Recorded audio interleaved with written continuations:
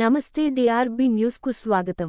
మల్లారెడ్డి యూనివర్సిటీకి సంబంధించిన పలు ఇంజనీరింగ్ కాలేజీలలో సీట్ల పెంపకం పేరుతో గత 2 నెలల క్రితమే అడ్వాన్సుగా మేనేజ్మెంట్ సీట్లు దాదాపు 10 నుండి 14 లక్షల రూపాయలకు అమ్ముకుని తీరా సీట్లు ఇవ్వకుండా ప్రభుత్వం పెంచట్లేదని చేతులెత్తేసిన సందర్భంలో విద్యార్థులకు న్యాయం చేయాలని విద్యార్థుల తల్లిదండ్రులు మరియు బీజేవైఎం నాయకులతో కలిసి ఇంజనీరింగ్ కళాశాలలో ఆందోళన చేయడం జరిగింది.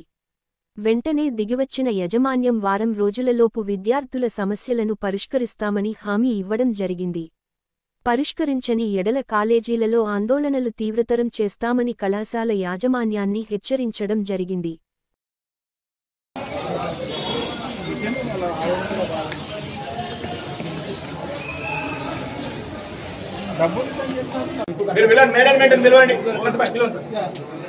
మాట్లాడకుండా ఎట్లా ఎవరితో మాట్లాడతాం అన్న, నేను అదే చెప్తున్నా. మీరు ఉన్నారు డిపార్ట్మెంట్, మీరు వచ్చిళ్ళు వాళ్ళని రమ్మానండి.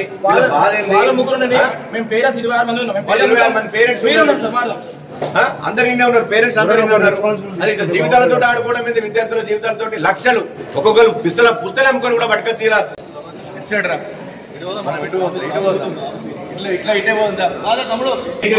యూనివర్సిటీ చెప్పిందా ఇవాళ ఎక్స్ట్రా మేనేజ్మెంట్ సీట్లు వస్తున్నాయని, లేదా గవర్నమెంట్ చెప్పిందా, మీ కౌన్సిల్ చెప్పిందా? ఎవరు చెప్పిందా? ఇవాళ మీరు అంతమంది పేరెంట్స్ దగ్గర ఫీజులు వసూలు చేసిండు. 3 కాలేజ్ మొత్తం పలగొట్టడం ఎవరు చెప్పిందని వసూలు చేసిలా? మీరు రమ్మని, మీ చైర్మన్ సాబ్ రమ్మని మాట్లాడతా. మేము తమాషాలు అయిపోయినాయి. మొత్తం ఇంజనీరింగ్ అంటే ఒక వ్యాపారం లెక్క అయిపోయినాయి. ఇవి చదువు చెప్పే సంస్థల లెక్క లేవు. ఇవి ఇలా ఒక దందా లెక్క, ఒక మాఫియా అయిపోయింది. ఇవాళ ఇంజనీరింగ్ కాలేజ్ ఒక మాఫియాలకు అడ్డైపోయింది. ఇవాళ ఒక వ్యాపార సంస్థలు అయిపోయినాయి. ఇందుకోసమా ఇవాళ ఈయన ఎన్ని సంస్థలు పెట్టుకోలేదు? వ్యాపార సంస్థలా లేకపోతే చదువు చెప్పే సంస్థలా? ఇవి లక్షలు ఇప్పుడు లక్షల డొనేషన్ ఫీజు 14 లక్షలు 15 లక్షల రూపాయలు తీసుకొని మేము తమాషాలు ఇదంతా రమ్మనండి. ఎవరు చెప్పాల్సినటువంటి అవసరం ఉన్నది. ఎందుకంటే మీరు 14 లక్షల రూపాయలు ఫీజు తీసుకున్నారు. ఒక సిఎస్సి పేరు మీద 14 లక్షల రూపాయల మేనేజ్మెంట్ ఫీజు తీసుకున్నారు. మేనేజ్మెంట్ ఫీజు తీసుకున్నప్పుడు ఆ విద్యార్థికి మీరు సీట్ ఇవ్వాల్సినటువంటి బాధ్యత మీ పైన ఉన్నది.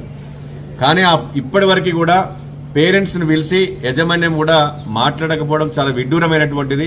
తక్షణమే పేరెంట్స్ తోటి ఒక మీటింగ్ ఏర్పాటు చేసి వారికి ఏ విధంగా న్యాయం చేస్తారు, మేము అడిగితే వారు మేము ఇవాళ హైకోర్టులో పెండింగ్ ఉన్నది, హైకోర్టులో ఫిల్ చేసినాము, ఇవాళ మాట్లాడుతున్నారని చెప్తా ఉన్నారు.